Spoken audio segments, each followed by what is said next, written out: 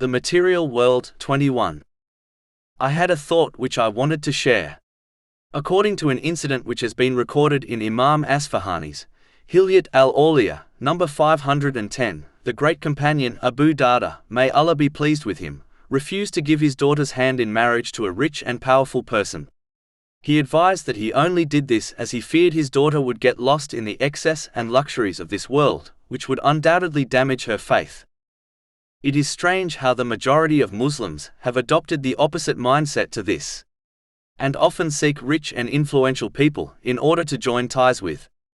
They are often less concerned about the strength of their faith, and therefore fail to connect with families for this reason, which has been specifically advised in a narration found in Sahih Muslim, number 3635.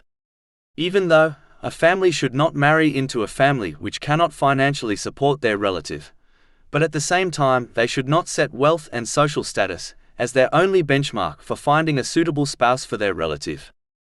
This incident shows the importance of always seeking good for others by considering faith in all situations and circumstances. Meaning, one should only get into situations when they firmly believe their faith will either strengthen through it, or at least not become damaged because of it. If they suspect this may occur, they should avoid it at all costs, as all worldly things come and go. But the strength of one's faith is the thing that will define their ultimate and permanent destination in the hereafter, therefore, it should always be protected.